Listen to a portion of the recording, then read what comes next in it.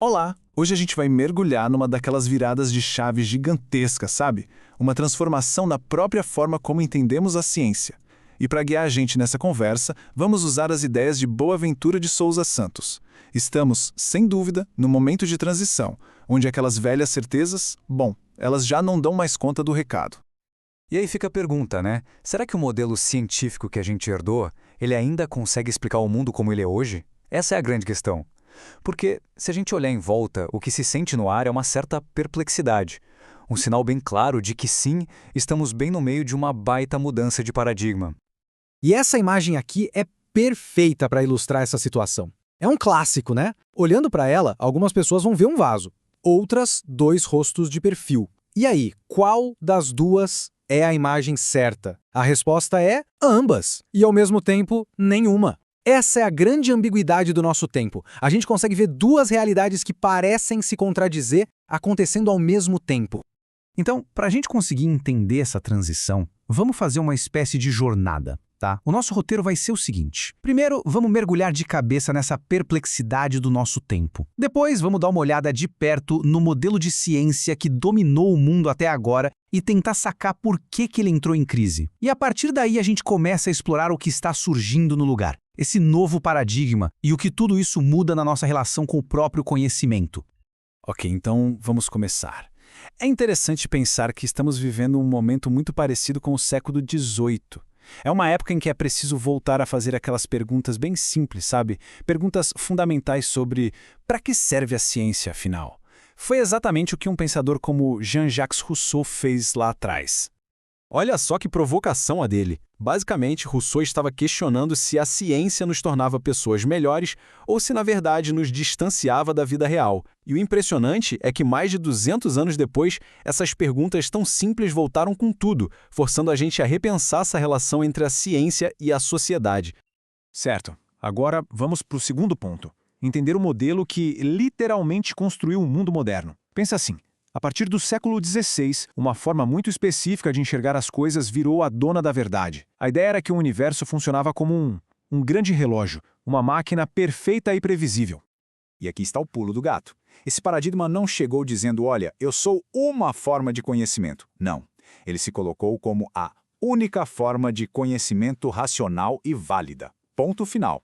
E todo o resto, senso comum, artes, humanidades, tudo isso era jogado na caixinha do irracional, do que não era sério.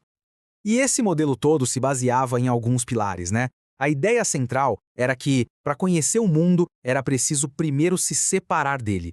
A natureza era vista como uma máquina passiva sem vida. E o nosso papel era basicamente desmontar essa máquina para ver como funciona. Nesse jogo só valia o que podia ser medido quantificado. A ordem era simplificar tudo, reduzir a complexidade para achar leis que valessem para tudo e para sempre. E essa frase do Francis Bacon resume a ambição toda de uma forma assustadora até. A ciência fará da humanidade o senhor e possuidor da natureza. Repara bem, o objetivo não era só entender a natureza, era dominar, era controlar, era colocar a natureza a nosso serviço. Só que esse modelo todo, que parecia uma fortaleza de certezas, começou a ter rachaduras. E a parte mais incrível dessa história é que a crise não veio de um ataque externo de filósofos ou críticos, não. A crise veio de dentro, veio das próprias descobertas que a ciência foi fazendo ao longo do século XX. E foi uma sequência de golpes um atrás do outro. Primeiro, vem Einstein com a relatividade e mostra que aquele tempo e espaço absolutos simplesmente não existem. Bum! Um pilar a menos. Depois, Heisenberg prova que o simples ato de observar alguma coisa já altera essa coisa. Ou seja, adeus objetividade total. Em seguida, Gödel mostra que nem a matemática, a rainha das certezas, é 100% consistente. E para fechar, a teoria do caos revela que a matéria não é só uma máquina, ela tem história, ela é criativa. Foi um desmonte sistemático. Aí a gente vê o tamanho da virada, né? Saímos de uma visão de mundo que era mecânica, determinista, onde tudo era previsível, para uma visão orgânica, onde o imprevisível é a regra. Deixamos para trás uma natureza passiva e encontramos uma natureza que tem história, que evolui. E talvez a maior mudança de todas, abandonamos a ideia de um observador neutro e entendemos que quem observa faz parte do sistema que está sendo estudado. Beleza, se o modelo antigo ruiu, a pergunta é, o que vem no lugar? Para onde estamos indo? É aí que o Boaventura de Souza Santos entra com a ideia de um paradigma emergente, uma espécie de ciência pós-moderna que tenta juntar os cacos e construir algo novo a partir de tudo que se aprendeu com essa crise.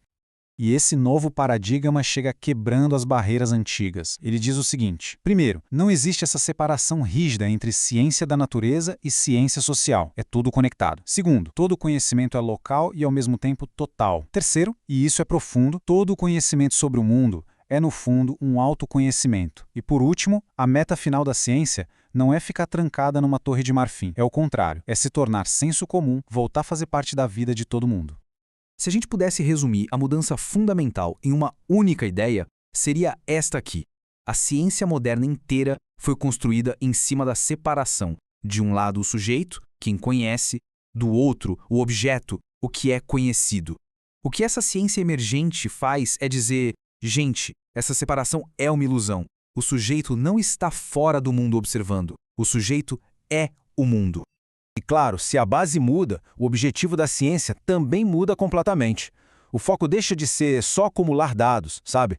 A nova jornada é transformar uma descoberta científica em sabedoria prática. É criar um conhecimento que, no fim do dia, nos ajude a viver uma vida melhor, uma vida mais decente e mais prudente.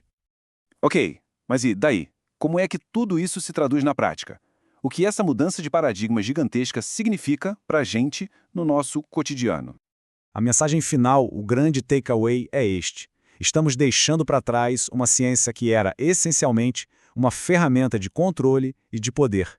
Estamos caminhando para abraçar uma ciência de participação, de diálogo. A meta não é mais ser o senhor e possuidor da natureza. A meta é comungar com um universo que agora entendemos que é vivo e consciente. E tudo isso nos leva a uma última provocação, uma pergunta para a gente ficar pensando. E se o objetivo final do conhecimento não for só uma questão de sobrevivência? E se, na verdade, a maior revolução científica de todas for a gente redescobrir que o verdadeiro propósito do conhecimento é nos ensinar a viver de verdade, com mais sentido, com mais sabedoria?